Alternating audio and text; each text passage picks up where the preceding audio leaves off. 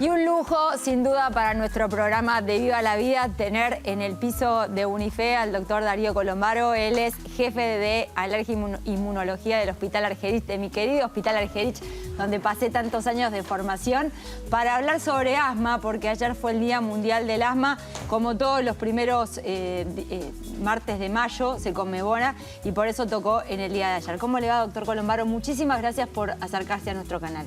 Buenos días, gracias por la invitación. Ayer fue el Día Mundial del Asma y es importante la concientización que tenemos que hacer en esta enfermedad tan prevalente, tanto en pediatría como en adultos. Precisamente eso le iba a preguntar, ¿no? Hacer como un poco la diferenciación, porque se está viendo, no sé si a ustedes también les pasa en el Hospital Argerich, donde usted es el encargado y el jefe de la unidad, de que cada vez más se ven chicos con, por lo menos con broncoespasmo, no sé si con el asma directamente. Bueno, acá tenemos el asma, es una enfermedad subdiagnosticada y subtratada. ¿Por qué decimos subdiagnosticada? Porque no se le dice a los pacientes que son asmáticos, sino que se dicen otros sinónimos: alergia bronquial, bronquitis espasmódica.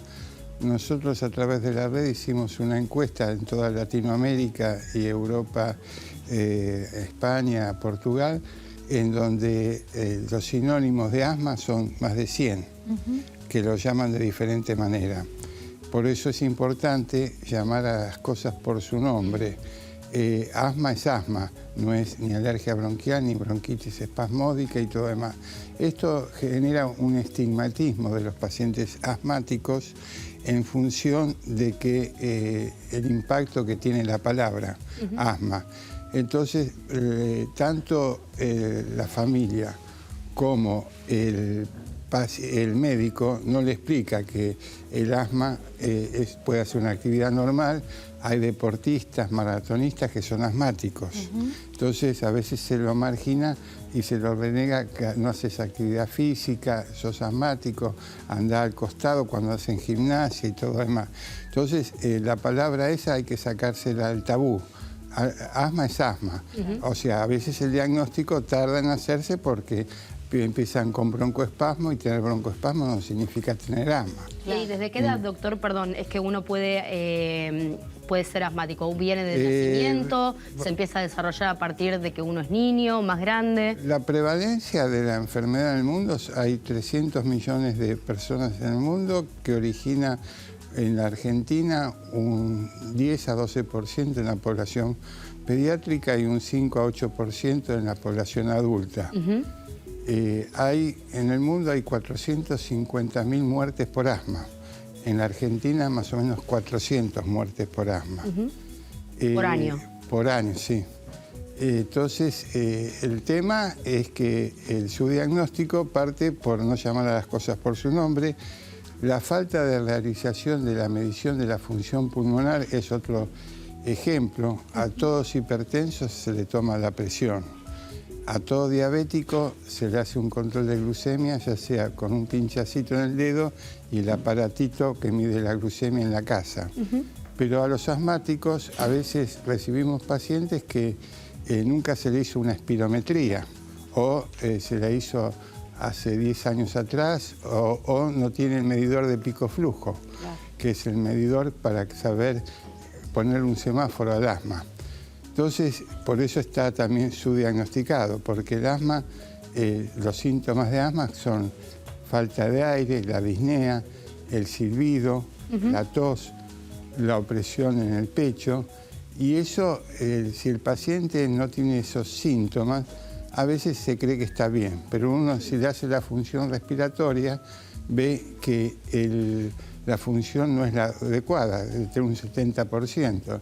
Y muchas veces tiene un 50 y 60% y le pregunta, ¿cómo ando? Ando lo más bien, y tiene un 50 o 60%, porque incorpora estar bien a no tener síntomas. Y eso genera. Y hay otra cosa, que el asma es una enfermedad inflamatoria y que produce cambios en el bronquio que llevan a una fibrosis del bronquio. Eso hay que evitarlo. Y como enfermedad antiinflamatoria e inflamatoria, hay que dar antiinflamatorio. Por eso necesita de corticoides inhalados. Y el tema de los corticoides inhalados, si uno hace un registro, están subtratados los pacientes.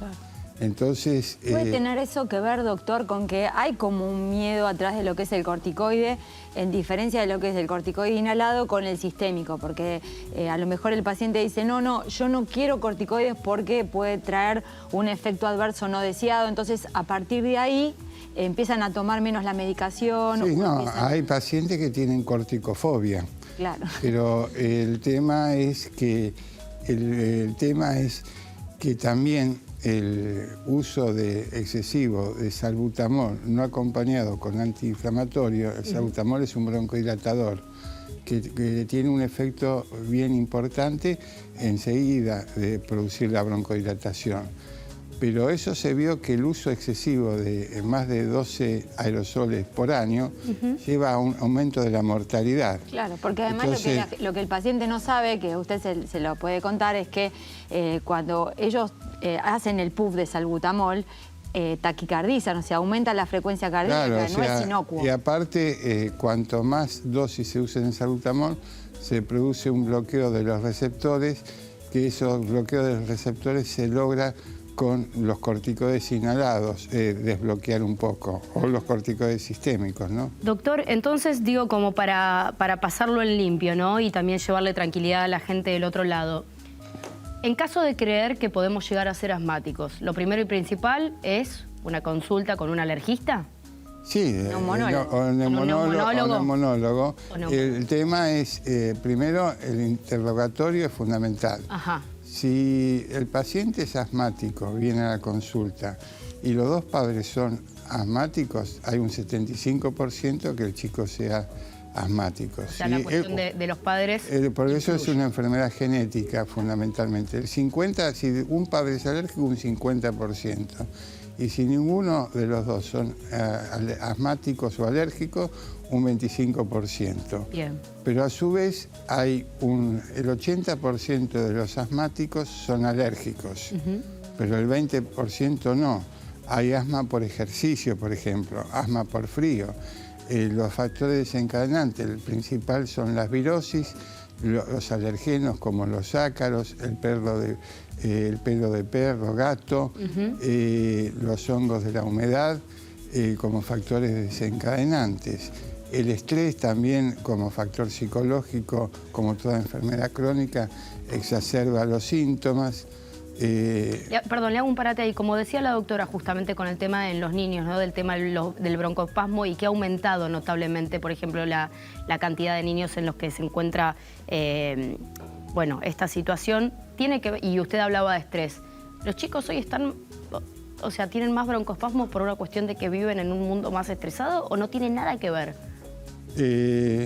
O sea, el estrés en las enfermedades crónicas es un factor, en cualquier enfermedad crónica es un factor desencadenante. Ajá. Ante situaciones de alarma, el organismo se vence más fácil con el síntoma que predomina esa persona. Si tiene una gastritis, le va a dar acidez y va a desencadenar. Si es asmático, le va a sacar un broncoespasmo. Si es hipertenso, capaz le aumenta la presión. Eso es para cualquier enfermedad crónica que el estrés lleva a una causa. Ahora, el estrés como que produce broncoespasmo, no, porque para ser asmático hay que tener algo que se llama hiperreactividad bronquial. Que la hiperreactividad bronquial es cómo reacciona nuestro organismo en el bronquio ante determinadas situaciones, que puede ser, por ejemplo, el aire frío, una virosis, y que habitualmente puede producir un broncoespasmo, pero eso no significa ser asmático. Y hay diferentes umbrales de hiperreactividad bronquial. Entonces, hay gente que es mucho más sensible y, por lo tanto, con esa base genética que puede tener una inmunoglobulina E, que habla de la alergia, teniendo hiperreactividad bronquial, es importante que sea valorada esa para saber que no es asmático, alérgico. Y el otro tema es la asociación de asma con otras enfermedades, sobre todo con la rinitis alérgica. Todo asmático tiene un 50% tiene rinitis y un porcentaje de los riníticos solo tienen un 20 al 30% de asma. Son enfermedades. Después están las poliposis nasales, la dermatitis atópica o asociada también al asma, sobre todo en la infancia, que se caracteriza porque el chico hace una marcha atópica. Entonces empieza con eczema, después sigue con asma y rinitis. Entonces... Qué importante, ¿no, doctor? Por todas las enfermedades que usted está diciendo, que realmente consulten a un neumólogo para saber cuál es la enfermedad, porque muchas veces uno como que minimiza los síntomas y hasta incluso he escuchado madres que a los chicos, como una vez le dieron salbutamol o algún corticoide y creen que tienen lo mismo, le vuelven a repetir, en lugar de volverlo a llevar al pediatra o al neumonólogo para que realmente les diga cuál es el tratamiento, para que les ponga un sello a la enfermedad. Ese es el problema que yo lo expresé anteriormente, enmascarar la enfermedad con otros nombres y, digamos, evitar todo lo que sea asma. Claro. Entonces, pero eso es un problema de educación. Por eso el lema de este año para Regina es la educación empodera. Claro. El problema es que si tenemos conciencia hay que explicarle al paciente. Por eso el primer tratamiento para el asma es la educación. Perfecto. También Bueno, cómo usar los aerosoles, porque hay gente que los aerosoles lo usa mal, lo usa al revés. El doctor House, por ejemplo, lo usaba debajo de la axila. Entonces, Claro. Por eso le digo que eso es importante, eso es educación. Evitar los factores desencadenantes, que conozca los factores desencadenantes. Bueno, pero para todo eso, primero agradecerle que usted haya venido hoy en un día tan importante como fue ayer para tomar conciencia de lo importante que es la enfermedad de asma y tener un diagnóstico precoz. Y después preguntarle, para la gente que se quedó con alguna pregunta para hacerle, ¿dónde lo pueden encontrar en las redes sociales o a dónde lo pueden ir a ver para poder en seguir el servicio de alergia e inmunología del Hospital Argerich lo esperamos. Pueden pedir un turno para esta campaña alergiaargerich@gmail.com y ahí le daremos un turno para que sea atendido y evaluar qué tipo de asma tiene, si es una asma alérgica o no alérgica y qué comorbilidades tiene del asma, por ejemplo, rinitis, poliposis, urticaria, eczema. Perfecto, y doy fe que son excelentes profesionales porque yo hice mi formación ahí y bueno, agradecerle, doctor, nuevamente que haya dejado a sus pacientes para poder tomarse un tiempo para que la gente que está mirando Unife tenga todo el conocimiento necesario. Ahí tienen, ahí lo estamos viendo, doc.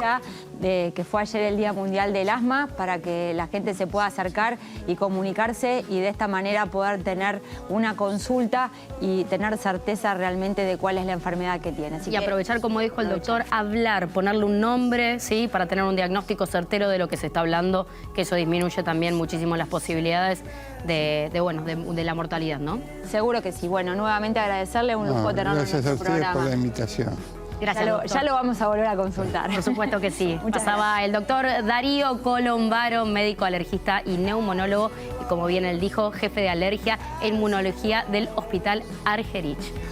Si te gustó nuestro contenido, suscríbete al canal y activa la campanita. Y si quieres ver toda nuestra programación en vivo, entra a www.unifetv.com.